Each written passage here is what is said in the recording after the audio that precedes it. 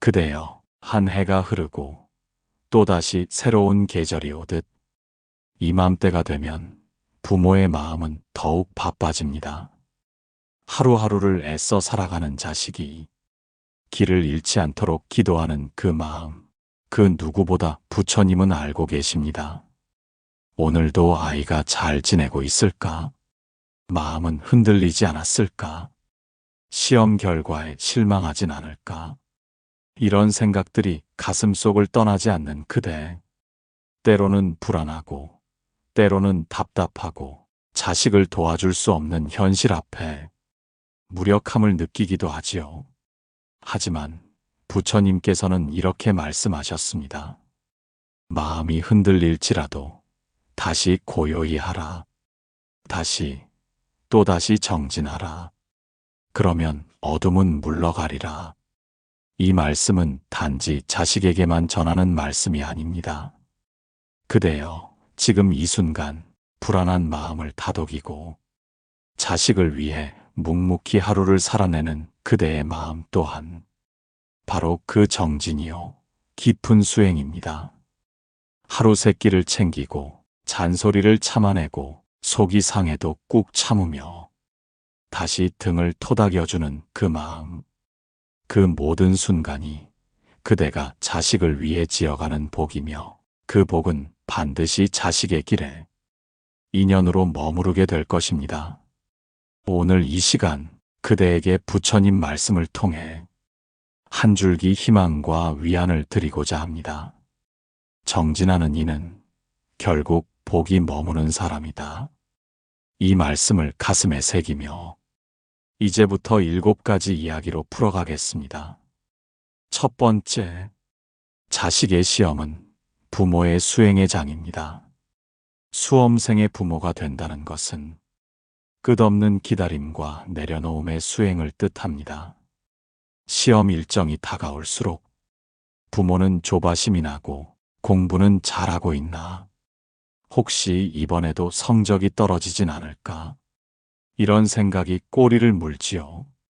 그러나 부처님께서는 염려와 걱정은 복을 깎고 믿음과 기다림은 복을 키운다고 하셨습니다.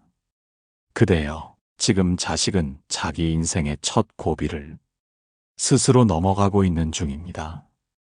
부모는 그 길을 함께 걸을 수는 없지만 곁에서 지혜로운 수행자처럼 조용히 등을 비추어 줄 수 있습니다.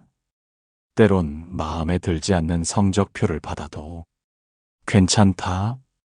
이 또한 지나갈 것이다. 그 한마디가 자식의 마음을 지켜줍니다. 그 한숨, 그 실망도 잘 견디게 하는 것은 부모의 수행된 반응입니다. 두 번째, 자식을 위한 믿음, 그 자체가 복이 됩니다. 시험이 다가오면 누구나 불안을 느낍니다. 아이도 부모도 마찬가지지요. 하지만 부처님께서는 의심은 지혜를 가리는 구름이요, 믿음은 어둠을 밝히는 등불이라고 하셨습니다.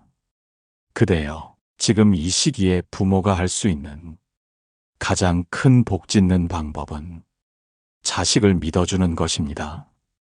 잘하고 있다고, 조금 느려도 괜찮다고, 그 자체로 충분하다고 전해주십시오. 공부 좀 더 해라라는 말보다 지금까지도 잘해왔어. 엄마는 내가 자랑스러워. 이 한마디가 자식에게는 방황을 멈추게 하는 중심이 됩니다. 부모의 믿음은 자식의 자존감이 됩니다. 그 믿음 하나로 아이는 다시 펜을 들고 다시 자신의 길을 걸어갑니다. 세 번째, 조용한 기다림은 사랑보다 깊은 자비입니다. 그대가 자식에게 해줄 수 있는 가장 큰 힘은 서둘러 결과를 재촉하지 않는 마음입니다. 공부는 시키는 것이 아니라 스스로 내 길을 찾아갈 수 있게 하는 일입니다. 부처님께서는 때가 오기 전엔 꽃도 피지 않느니라고 하셨습니다. 그대여, 조용한 기다림은 부모가 자식에게 줄 수 있는 가장 큰 마음의 복입니다. 간섭보다 관찰로, 잔소리보다 미소로, 압박보다 신뢰로 아이를 품을 때 그 마음이 아이의 내면에서 큰 울림으로 남게 됩니다. 네 번째, 자식을 통한 수행은 결국 나 자신을 비추는 길입니다. 자식을 통해 우리는 내가 어떤 부모인지, 내가 어떤 사람인지 마주하게 됩니다. 부처님께서도 진짜 수행은 타인을 통해 나를 들여다보는 일이라 하셨습니다.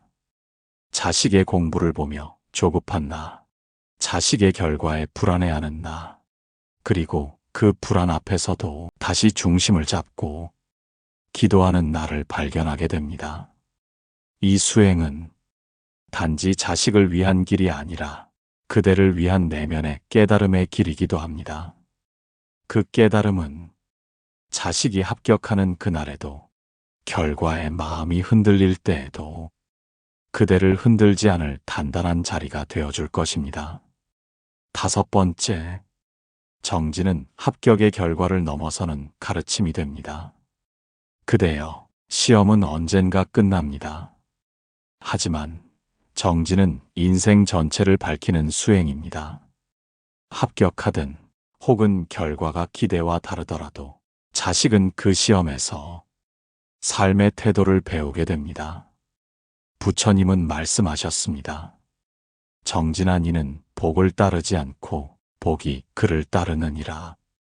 즉, 결과에 연연하지 않고 자기 자리를 지킨 사람에게 삶은 반드시 보답한다는 뜻입니다.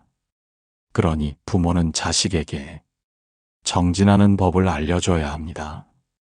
넘어졌을 때 다시 일어서는 법, 조급할 때 숨을 고르는 법, 스스로를 믿는 법을 말없이 보여주는 것이 가장 큰 가르침입니다. 여섯 번째, 지금 이 순간 부모의 수행도 멈추지 마십시오. 수험생을 둔 부모는 흔히 말합니다. 이 시기만 지나면 괜찮을 거야. 하지만 부처님은 말씀하십니다.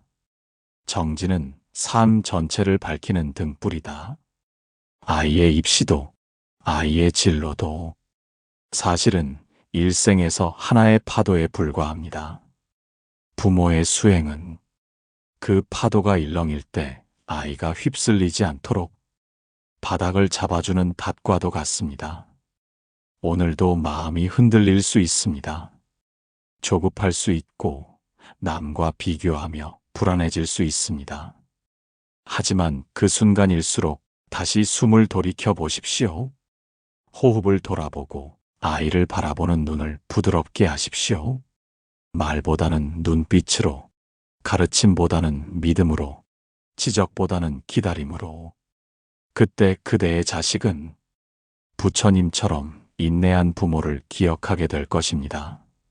그 수행이 자식의 삶에 복으로 머물 것입니다. 일곱 번째, 부모의 정진은 곧 아이의 복이 됩니다. 부처님께서는 늘 이렇게 말씀하셨습니다. 복은 바라는 자에게 오는 것이 아니라 짓는 자에게 머무른다. 많은 부모가 자식의 성공을 바랍니다. 좋은 대학, 좋은 직장, 안정된 삶. 그러나 그것이 단지 바람에 그친다면 그것은 바람처럼 스쳐가고 말지요. 그대여, 그 바람을 복이 되는 실천으로 바꾸십시오.